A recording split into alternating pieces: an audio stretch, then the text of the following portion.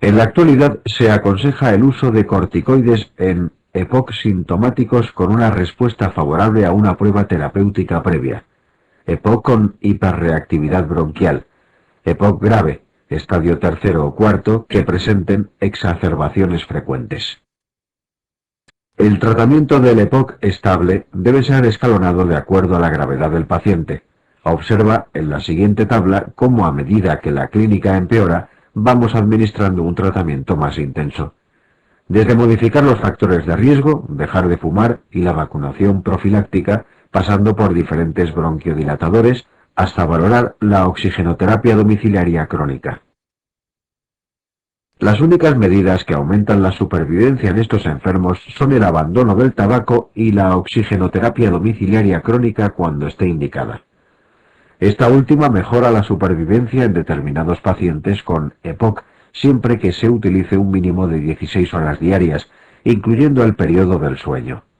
Está indicada en el estadio cuarto cuando el paciente realiza correctamente el tratamiento broncodilatador completo, ha abandonado el hábito tabáquico y la PO2 respirando aire ambiente es menor o igual a 55 milímetros de mercurio. También está indicado si la PO2 está entre 55 a 60 milímetros de mercurio y existe una de las siguientes situaciones: hipertensión pulmonar, cor pulmonale, insuficiencia cardíaca congestiva, trastornos del ritmo cardíaco, policitemia y reducción del intelecto.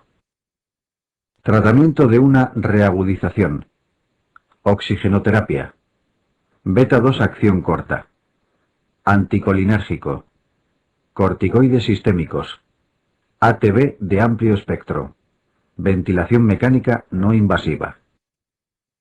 En la siguiente diapositiva puedes repasar los conceptos más importantes de este tema. Asma. El asma es una enfermedad inflamatoria crónica de la vía aérea, que causa episodios recurrentes de sibilancias, disnea, opresión torácica y tos. Estos síntomas se asocian con limitación al flujo aéreo, que es generalmente reversible, bien espontáneamente, bien con tratamiento broncodilatador. Se considera reversible cuando revierte más de un 15% de la obstrucción con el tratamiento broncodilatador. La hiperreactividad es la disminución del FEV sub 1 un 20% o más de su línea basal, tras la realización de una prueba de provocación con histamina o metacolina. Se ha demostrado que la hiperreactividad precede y predice el desarrollo del asma, y aunque necesaria, no es suficiente para la enfermedad, ya que hay personas asintomáticas con respuesta positiva a la histamina o la metacolina. En el origen del asma existen factores predisponentes que hacen al individuo susceptible a la enfermedad, como es la atopia. Los factores casuales sensibilizan la vía aérea y causan el comienzo del asma. Estos incluyen alergenos inhalados domésticos del exterior, del lugar de trabajo y ciertos fármacos. Entre los alergenos del interior encontramos ácaros domésticos. La aspirina y demás antiinflamatorios no esteroideos afectan al 10% de los asmáticos. Estos pacientes sí pueden utilizar el acetaminofén. Existen factores implicados en las exacerbaciones de las crisis asmáticas, como los mismos alergenos, el ejercicio, el aire frío, los gases irritantes, los cambios de temperatura y las emociones extremas, los episodios de sinusitis sin tratamiento antibiótico y el reflujo gastroesofágico, pues su corrección implica una mejoría del asma. Podemos distinguir entre el asma extrínseco o atópico y el intrínseco. El extrínseco se observa en niños y jóvenes. Con frecuencia presentan historia de alergias en la familia. Los niveles de IgE total y específica suelen estar elevados en respuesta a una hipersensibilidad de tipo 1. Mientras que el asma intrínseco suele predominar en los adultos, es rara la historia familiar de alergia y los niveles de IgE son normales. Recuerda que la intolerancia a la aspirina es una forma de asma intrínseco. En caso de una crisis aguda por asma, debemos primero plantearnos la gravedad de la crisis, para lo que disponemos de un medidor de pico flujo, peak flow en inglés, Antes de evaluar al paciente asmático, está indicado que el paciente inhale de 2 a 4 inhalaciones en una hora de beta-2 agonistas para ver el grado de reversibilidad de la crisis. Observa el algoritmo terapéutico de la crisis de asma. Si el PEF es mayor del 70%, la crisis es leve y el control no requiere hospitalización. Basta con un manejo en el domicilio con pulsos inhalatorios de beta-2 agonistas. Si el PEF es menor del 70%, independientemente de que la crisis sea moderada, va a ser necesaria la hospitalización para administrar oxigenoterapia, corticoides y todos los broncodilatadores necesarios, beta-2 agonistas, teofilinas y anticolinérgicos. Además del tratamiento antes indicado, conviene recordar que hay determinadas situaciones en las que resulta necesario no solo poner el tratamiento adecuado, sino que, dada la gravedad, requieren el ingreso en una unidad de cuidados intensivos. Las causas se resumen en la tabla y son situaciones en las que corre severo riesgo la vida del paciente. El asma es una patología crónica y por tanto requiere un tratamiento crónico. Distinguimos 4 formas de asma crónico con tratamientos diferentes. Observa en la siguiente tabla los criterios diagnósticos del asma intermitente y del asma persistente leve. En el asma intermitente se emplean beta-adrenérgicos inhalados de acción corta a demanda. En el asma por ejercicio o profesional, además del beta-agonista, pueden emplearse cromoglicato o nedocromil, 10 a 20 minutos previos a la exposición. En cambio, en el asma persistente leve se usan corticoides inhalados en dosis bajas de base y un beta-adrenérgico de acción corta, si aparecen síntomas no más de 3 a 4 veces al día. Si aparecen síntomas nocturnos, puede añadirse un broncodilatador de acción prolongada. En el asma persistente moderada se utilizan corticoides inhalados en dosis altas asociados a un broncodilatador de acción prolongada, generalmente beta-adrenérgicos inhalados de acción prolongada.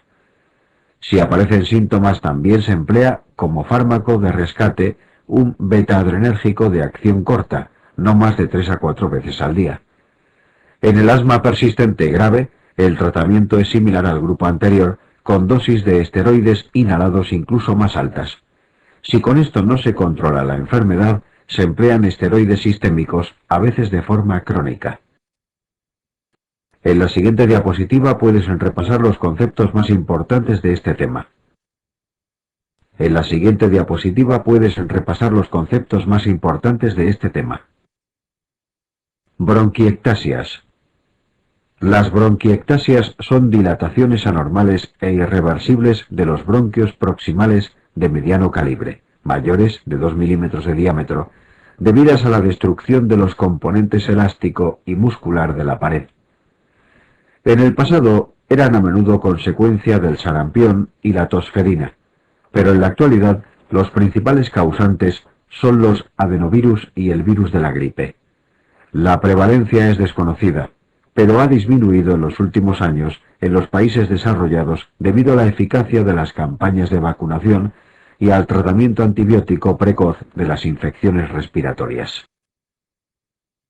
La inflamación de las paredes bronquiales conduce a la destrucción de los componentes elástico y muscular, que son reemplazados por tejido fibroso. El tejido pulmonar circundante ejerce una tracción que ocasiona la distensión bronquial crónica, que provoca una contracción del tejido muscular que los rodea, que se hipertrofia e hiperplasia. Todo ello conduce a un deterioro del aclaramiento mucociliar que predispone a colonización e infección bacterianas. La clasificación anatómica más utilizada es la de Reid, que las divide en bronquiectasias cilíndricas o fusiformes. La dilatación es uniforme hasta que la luz adquiere el calibre normal de forma brusca y transversal, como consecuencia del taponamiento por secreciones de los bronquiolos y bronquios de menor tamaño. Bronquiectasias varicosas. La dilatación es irregular, como un rosario. Bronquiectasias saculares o quísticas. La dilatación se acentúa distalmente, terminando en un fondo de saco.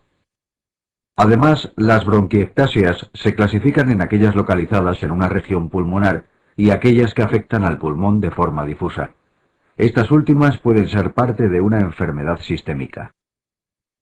Las bronquiectasias localizadas se desarrollan por infecciones.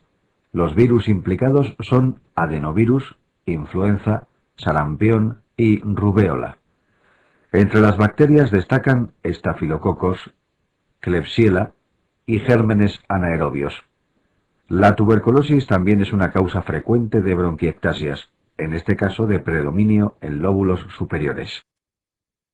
Obstrucción endobronquial. La causa más frecuente en adultos de obstrucción endobronquial es el carcinoma pulmonar, aunque no da lugar a bronquiectasias al estar limitada la supervivencia del paciente.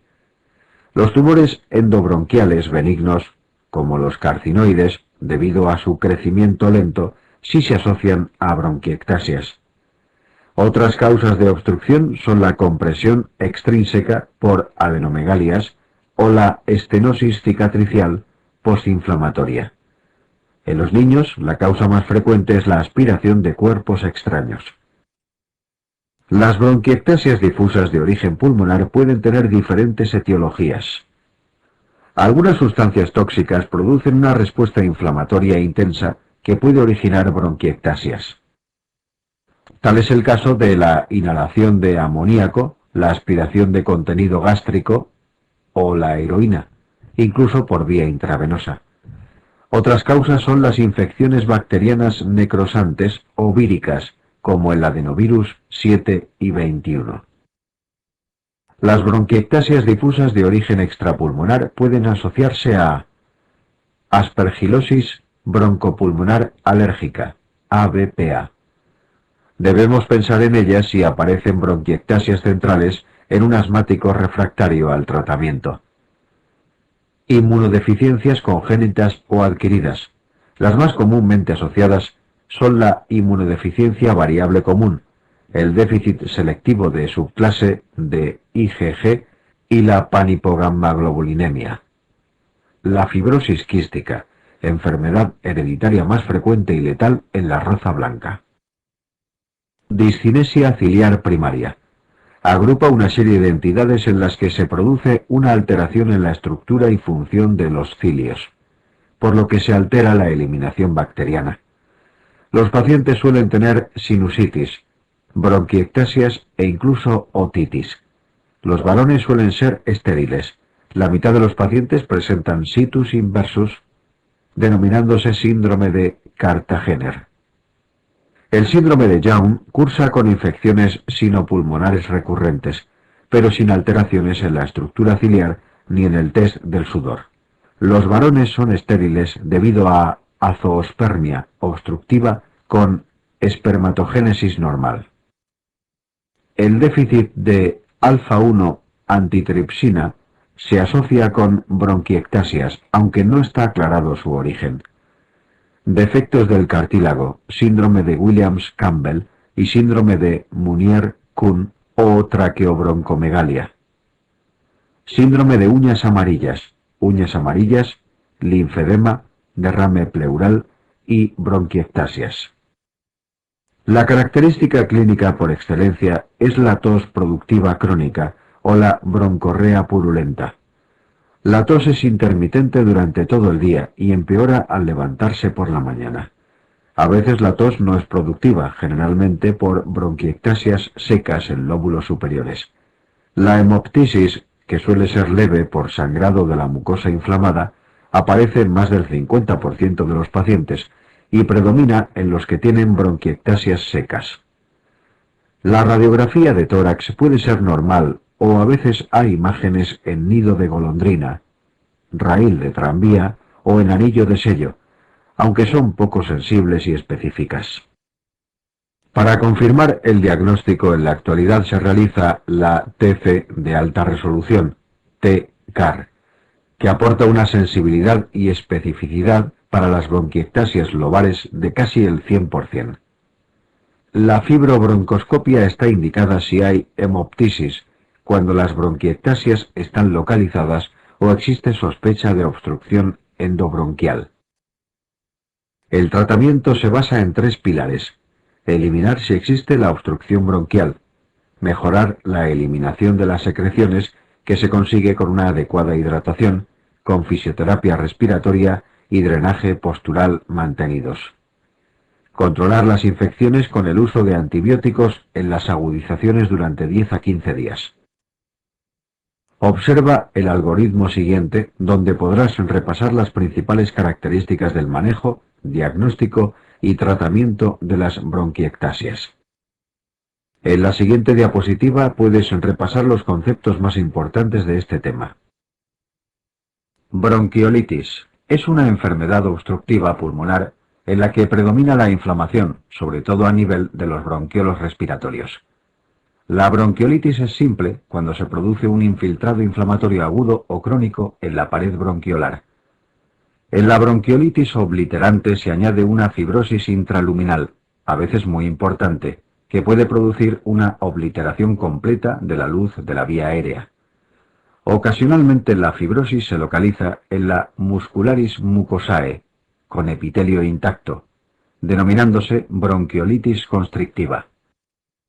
La bronquiolitis obliterante puede ser una entidad aislada o asociarse a la existencia de tejido fibroso en los espacios alveolares adyacentes, denominándose bronquiolitis obliterante con neumonía organizada, también conocida como bono.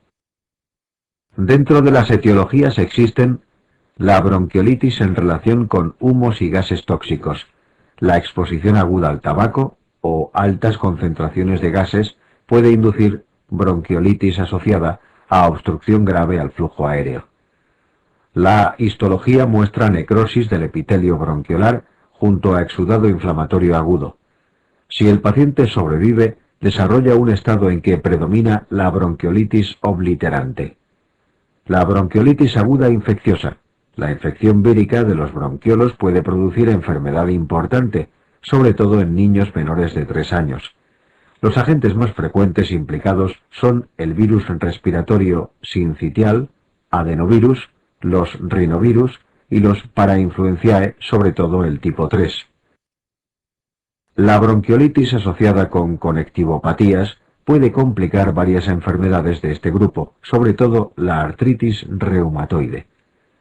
La bronquiolitis obliterante posttransplante es una complicación sobre todo del trasplante pulmonar, cardiopulmonar o de médula ósea. Aparece meses o años después de la intervención y se manifiesta como disnea progresiva. La bronquiolitis idiopática.